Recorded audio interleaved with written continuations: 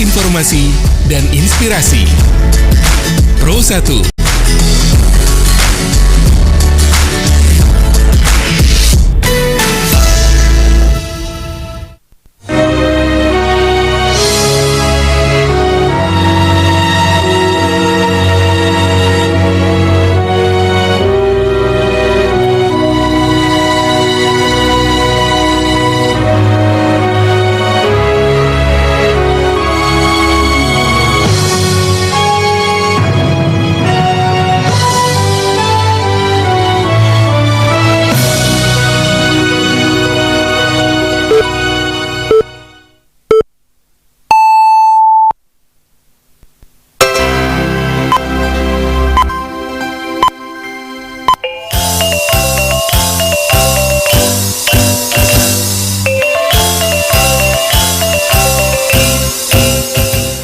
Selamat siang pendengar, untuk mengawali perjumpaan siang hariko kami sampaikan Sari Barito Utamo.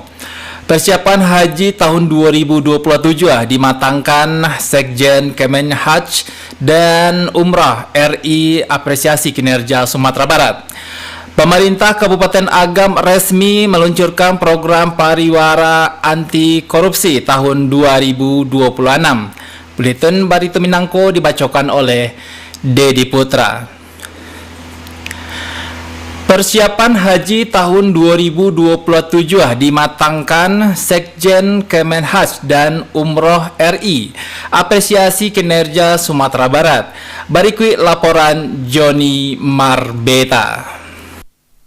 Sekretaris Jenderal Kementerian Haji, Kemenhaj dan Umrah Republik Indonesia Haji Teguh Dwi Nugroho SMM mengapresiasi penyelenggaraan ibadah haji 1447 Hijriah atau 2026 Masehi yang dilaksanakan melalui embarkasi dan debarkasi kantor wilayah Kementerian Haji dan Umrah Provinsi Sumatera Barat. Meski demikian, sejumlah hal tetap menjadi catatan penting sebagai bahan persiapan penyelenggaraan ibadah haji pada 1448 Hijriah atau 2027 Masehi. Menurut Teguh Dwi Nugroho, keberadaan Kementerian Haji dan Umroh RI kini sebagai kementerian nan baru tidak terlepas dari dukungan Komisi 8 DPR RI, pemerintah daerah serta sinergi seluruh pemangku kepentingan nan ado. Dirinya menyabui Sumatera Barat memperoleh tambahan kuota tahunku sebanyak 3.098 jemaah haji. Sementara itu penurunan biaya penyelenggaraan ibadah haji sekitar 3 juta rupiah harus diimbangi pula juga peningkatan kualitas pelayanan kepada seluruh jemaah.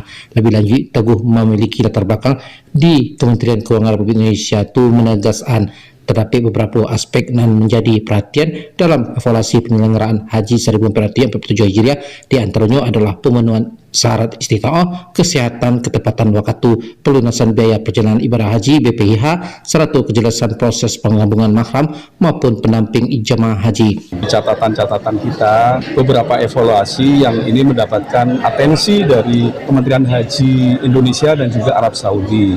Yang pertama terkait dengan istitaah kesehatan. Pelaksanaan istitaah yang tidak ketat berakibat kepada angka kematian atau wafatnya jemaah haji yang tinggi, dan ini sangat diperhatikan oleh Kementerian Haji Arab Saudi, sehingga tahun 2027 kami akan lebih menetapkan istitaah kesehatan, jangan diulang lagi. Kemudian yang kedua tadi seperti ditanyakan terkait dengan data di pelunasan, ini yang perlu diperhatikan oleh para Kakanwil, Kakan Kemenhaj terkait misalnya penggabungan mahram, misalnya suami istri, suami tahun ini berhak, kemudian istrinya itu sudah mendaftar lebih dari 5 tahun, maka sebenarnya sesuai ketentuan ini bisa digabungkan. Akan tetapi di lapangan terkadang ada upaya-upaya oknum yang memanfaatkan penggabungan mahram ini tidak sesuai dengan yang diatur. Misalnya penggabungan mahramnya itu sebenarnya bukan mahram, tapi orang lain yang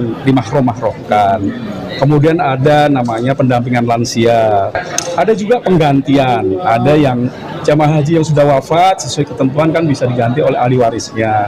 Kan tetapi ada juga oknum-oknum yang bisa memanfaatkan ini untuk hal-hal yang tidak kita inginkan dengan mengganti yang bukan ahli warisnya. Kita saat ini sedang mengusulkan kepada Komisi 8 DPR, nanti kita lihat apakah akan naik atau bagaimana. Tapi yang jelas komitmen dari Presiden Prabowo komitmen dari Menteri Haji dan Umroh dan Pak Wamen Haji Umroh bahwa biaya haji diharapkan tidak memberatkan jamaah haji. Saya tidak bisa menyampaikan naik atau tidak, ini masih kita usulkan ke DPR. Dalam kesempatan itu, Kementerian Haji dan Umrah Republik Indonesia juga memberikan piagam penghargaan dan apresiasi kepada berbagai pihak yang dinilai berkontribusi dalam mendukung penyelenggaraan haji, termasuk yang diterima di Reporter Hari Bukit Tinggi Juni Marbeta diserahkan langsung di Sekretaris Jenderal Kementerian Haji dan Umrah Republik Indonesia Haji Teguh Dwi Nugroho SMM mewakili Menteri Haji dan Umrah Republik Indonesia Juni Marbeta mengabat untuk berita rahminan pada siang hari ko.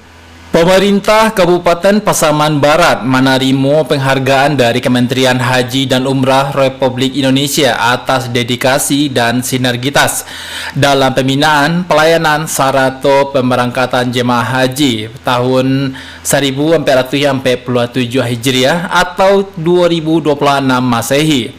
Penghargaan tersebut diserahkan pada acara apresiasi penyelenggaraan ibadah haji tahun 1447 Hijriah atau tahun 2026 Masehi tingkat Provinsi Sumatera Barat dan digelar di Aula Utama Asrama Haji Embarkasi atau Debarkasi Padang.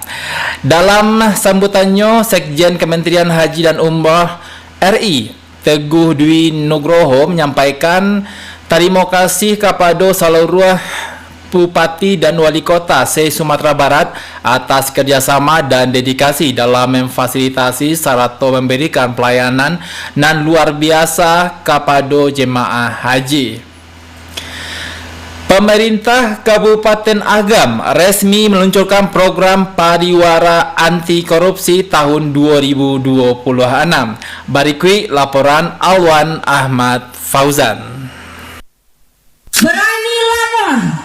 Kami, aparatur pemerintah Kabupaten Agam, berikrar. Pemerintah Kabupaten Agam memperkuat komitmen dalam membangun pelayanan publik dan barasiah, juga berintegritas melalui peluncuran pariwara anti korupsi bertemakan pelayanan bukan untuk dibeli. Komitmen tersebut disampaikan Wakil Bupati Agam Muhammad Iqbal saat memimpin apel gabungan ASN pemerintah Kabupaten Agam di halaman kantor Bupati Agam. Pada kesempatan itu, seluruh peserta apel terlebih dahulu membacakan ikrar anti korupsi yang dipimpin Inspektur Kabupaten Agam Welfizar. Setelah pembacaan ikrar, Wakil Bupati Agam secara resmi meluncurkan pariwara anti korupsi pemerintah Kabupaten Agam dengan mengusung tema pelayanan bukan untuk dibeli. Dalam arahannya, Wakil Bupati Agam Muhammad Iqbal meminta aparatur sipil negara taruh manikean kualitas pelayanan sehingga masyarakat dapat merasakan pelayanan yang lebih capek, mudah, ramah, serta profesional. Menurutnya, komitmen memperbaiki kualitas pelayanan publik sejalan dengan capaian yang telah diraih pemerintah Kabupaten Agam berdasarkan hasil penilaian Ombudsman Republik Indonesia tahun 2025. Wabub Iqbal mengungkapkan, dalam penilaian tersebut pemerintah Kabupaten Agam berhasil memperoleh predikat baik dalam penyelenggaraan pelayanan publik. Capaian itu menjadi salah satu indikator meningkatnya kualitas pelayanan kepada masyarakat. Ini temanya adalah pelayanan bukan untuk dibeli. Tadi sudah saya sampaikan bahwasanya kita harus memberikan pelayanan yang terbaik kepada masyarakat dan itu merupakan hak masyarakat dan kewajiban kita. Tidak boleh ada urusan yang dipercepat karena imbalan, Bapak Ibu. Tidak boleh juga ada keputusan yang berubah karena pemberian. Tidak boleh juga ada perlakuan khusus karena kedekatan, tekanan ataupun kepentingan pribadi. Saya yakin dan percaya bahwasanya kita semua akan mendukung program pariwara anti korupsi ini. Sebagaimana diketahui, peluncuran pariwara anti korupsi bertemakan pelayanan bukan untuk dibeli menjadi salah satu langkah pemerintah Kabupaten Agam dalam memperkuat budaya anti korupsi di lingkungan pemerintahan. Kampanye tujuh diharapkan mampu meningkatkan kesadaran seluruh aparatur untuk memberikan pelayanan publik secara barasiah, berintegritas, serta mencegah praktik suap, gratifikasi, maupun pungutan yang berpotensi merugikan masyarakat. Dari Kabupaten Agam, Alwan Fauzan, RRI Bukit Tinggi melaporkan. Bupati Pasaman Barat Yulianto menegaskan pentingnya meningkatkan disiplin dan budaya kerja aparatur sipil negara atau ASN ketika memimpin apel gabungan di halaman kantor Bupati Pasaman Barat. Pada kesempatan nan sama, Diluncurkan program pelindungan jaminan sosial ketenagakerjaan bagi 5.901 pekerja rentan sektor perkebunan sawit melalui dana bagi hasil sawit tahun 2026. Dalam arahannya, Bupati Yulianto menekankan bahwa perubahan dalam birokrasi harus dimulai dari kesadaran setiap individu untuk meningkatkan disiplin dan tanggung jawab dalam menjalankan tugas. Yulianto meminta seluruh ASN untuk menghindari budaya saling menyalahkan dan lebih berfokus pada pelayanan tugas sesuai dengan fungsi dan tanggung jawab masing-masing. Seluruh instruksi dan kebijakan pimpinan harus segera ditindaklanjuti sesuai dengan ketentuan nan berlaku. Di sejumlah titik wilayah Bukit Tinggi, Sarupo, Belakang Balok, Awak Kuniang, Jo Birugo, masyarakat merasa resah dek kebisingan suara knalpot beong atau modifikasi nan ndak tahu waktu talabiah pada malam hari.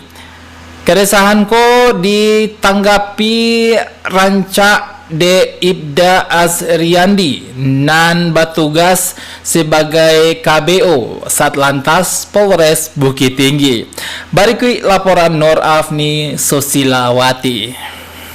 Maraknya penggunaan knalpot brong di kalangan remaja kian membuat resah warga kota Bukit Tinggi di sejumlah titik Sarupo, Belakang Balong, Awak Kuning, Jo Birugo. Suara bising nan ditimbulkannya indah hanya mencederai kenyamanan publik, tapi juga memicu potensi gesekan sosial di jalan raya. Menghadapi fenomena ko, pengawasan dari lingkungan terdekat menjadi fondasi krusial. Orang tua dituntut lebih peka mengontrol pergaulan sarato modifikasi kendaraan anak, sebab kepatuhan berlalu lintas sejatinya bermula dari didikan di dalam rumah. KBO Satlantas Polres Bukit Tinggi Ibda Azriandi menyatakan jajarannya tarwih menggencarkan razia mendadak jo patroli rutin guna menekan angka pelanggaran. Kita juga butuh nih masyarakat yang memberi informasi seperti ini. Terima kasih banyak ada Open ikut serta untuk bagaimana lingkungannya tertib, lingkungannya aman, nyaman. Itu yang sebenarnya akan kita wujudkan ya. Seluruh masyarakat tapi menginginkan itu. Dan kita juga selama ini sudah berupaya juga untuk melakukan penindakan apalagi ya terhadap knalpot brong, termasuk juga yang untuk khususnya malam hari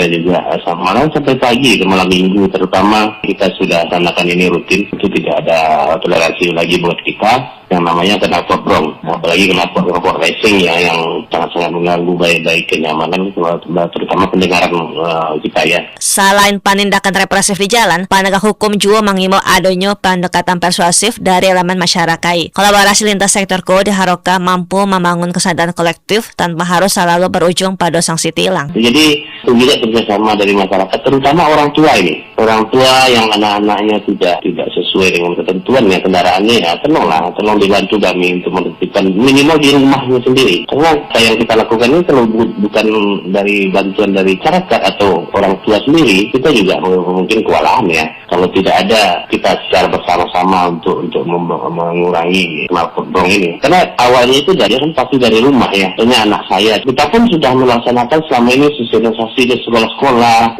polis goes to school, polis goes to kampus. Sudah sering kita sampaikan, termasuk komunitas kendaraan. Tapi yang namanya anak-anak ini mungkin ingin dari jati diri, pergaulan mereka lah namanya, atau gen sekarang yang ingin tampil atau mungkin mengembangkan bakat, tapi sesuaikanlah dengan aturan yang ada. Kalau memang hobinya balap, arenanya ada. Kalau hobinya misalnya mekanik, arenanya juga ada. Jangan dicampur adukan ya. Ini menyangkut dengan keamanan dan ketertiban masyarakat dan kebutuhan kita bersama untuk kenyamanannya. Sinergi antara pengawasan keluarga juga tegasan napar kepolisian menjadi kunci utama meredam keresahan ko. Aspirasi publik yang terjembatani tersebut berkat adanya program Halo RRI yang terus hadir menjembatani aspirasi publik setiap Senin, Rabu, Jumat waktu 9 hingga 10 waktu Indonesia Barat di Pro 1 RRI Bukit Tinggi. Nur Afni Susilawati melaporkan.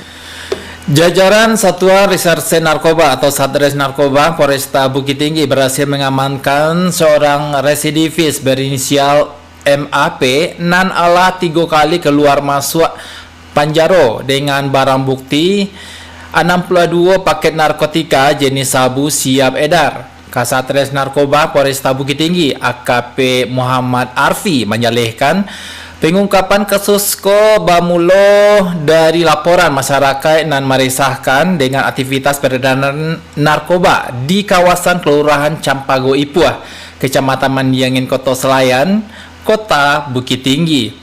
AKP Muhammad Arfi menambahkan tersangka berserta seluruh barang bukti berupa puluhan paket sabu, jaket, celana, dompet, handphone, dan bungkus rokok ala diamankan di Mako Polresta Bukit Tinggi guna menjalani proses penyidikan lebih lanjut dan mempertanggungjawabkan perbuatannya.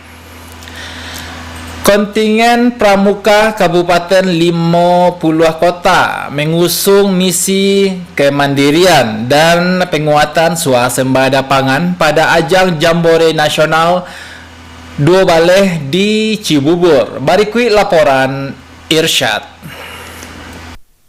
Penguatan wawasan kebangsaan dan kemandirian generasi muda menjadi fokus utama keberangkatan kontingen Pramuka Kabupaten 50 Kota menuju ajang Jambore Nasional ke-2 Baleh di Jakarta. Ajang kepramukaan tingkat nasional yang dipusatkan di Bumi Perkemahan Cibubur itu dijadwalkan berlangsung pada 3 Baleh hingga 21 Agustus 2026. Ketua Majelis Pembimbing Cabang Nanjuo Bupati 50 Kota, Safni, menginstruksikan seluruh peserta untuk senantiasa menjaga kehormatan serta nama baik daerah selama kegiatan berlangsung. Safni meminta para pemuka penggalang untuk menunjukkan sikap santun, disiplin tinggi, jobudi pekerti luhur sebagai cerminan generasi muda 50 Kota. Pada ajang tahun ko, Kabupaten 50 Kota mengirimkan 48 peserta didik terbaik dan didampingi oleh 8 pembina pendamping. Kontingen mengusung tema kreasi juga keterampilan mandiri guna mendukung program swasembada pangan melalui peran aktif anggota Gerakan Pramuka. Bupati menilai Jambore Nasional merupakan momentum berharga untuk mempererat tali persahabatan serta mengasah jiwa kepemimpinan anggota Pramuka se-Indonesia. Kita laksanakan sebaik mungkin, mulai dari awal keberangkatan, sebentar lagi kita lepas secara bersama, tentu sampai pulang ke Kabupaten 50 Kota. Tentu kita berharap semua kegiatan-kegiatan yang dilakukan akan berjalan dengan baik, sukses, tertib, yakin dan percaya adik-adik yang kita kirim pada tahun ini 2026 adalah melalui seleksi, melalui latihan. Kami yakin dan percaya ini semua bisa mengharumkan nama daerah kita ke depan. Pemerintah Kabupaten 50 Kota menyampaikan apresiasi kepada jajaran pelatih, juga orang tua serta berharap seluruh peserta mampu mengukir prestasi dan mengharumkan nama daerah. Irsyad melaporkan. Lembaga Pemerhati Lingkungan Hidup atau LPLH Nata Buana Lestari Kota Padang Panjang periode tahun 2026-2031 dikukuhkan siap pakuai kolaborasi jago lingkungan Padang Panjang. Berikut laporan Nofri. Upaya menjaga kelestarian lingkungan dinilai membutuhkan keterlibatan seluruh elemen masyarakat.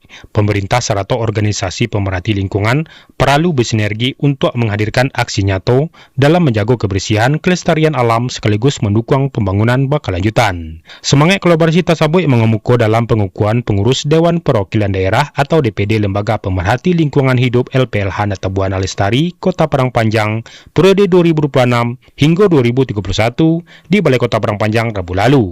Ketua DPD LPLH Nata Buana Lestari Tapiliah, Yevi Susanti menegaskan bahwa pelestarian lingkungan bukan hanya tanggung jawab pemerintah, melainkan tugas bersama seluruh masyarakat. Menurut Yevi Susanti, LPLH Nata Buana Lestari akan berupaya meningkatkan kesadaran masyarakat melalui kegiatan edukasi serta aksi lingkungan yang dilakukan secara berkelanjutan. Dirinya menyampaikan bahwa pihaknya ingin menanamkan kesadaran lingkungan sejak dini serta memperoleh kolaborasi dan komunikasi antara organisasi lingkungan, pemerintah, dunia usaha, dan masyarakat. Kami dari Lembaga Nata Buana Lestari, Pemerhati Lingkungan Hidup yang bersinergi, bermitra dengan pemerintah kota, berpartisipasi untuk bagaimana kota kita ini menjadi kota yang bersih. Karena kesadaran masyarakat saat ini tentang sampah dan lingkungan itu sangat-sangat minim. Jadi kami di sini bersinergi dengan pemerintah untuk mengembalikan, menjadikan masyarakat kita Kota Padang Panjang ini sadar akan pentingnya kebersihan. Yevi Susanti meyakini jika kebersamaan dapat diwujudkan perang panjang dan berasiah, hijau, serta berkelanjutan. Dirinya juga berharap kepengurusan baru dapat menjadikan penggerak berbagai inisiatif lingkungan di tengah masyarakat. Yevi Susanti juga menilai kolaborasi lintas sektor menjadi kunci agar upaya menjaga lingkungan dapat berjalan konsisten dan memberikan manfaat jangka panjang bagi Kota Perang Panjang. Pengukuhan tersebut sekaligus menandai dimulainya masa bakti kepengurusan DPD LPLH Nata Buana Lestari Kota Perang Panjang periode 2026 hingga 2031 dalam menjalankan peran dan kontribusinya di bidang pelestarian lingkungan hidup. Nofri melaporkan. Sekian berita daerah Babasa Minang untuk siang hari ko Senin 10 Agustus tahun 2026. Berita daerah selanjutnya dapat didengarkan besok pada pukul 6 waktu Indonesia Barat. Selamat siang.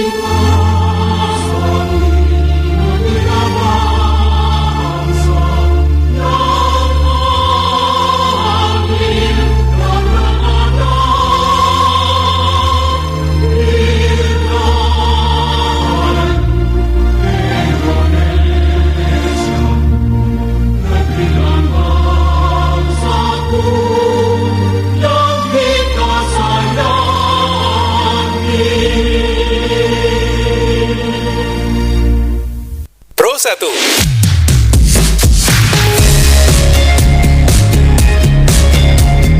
Kanal informasi dan inspirasi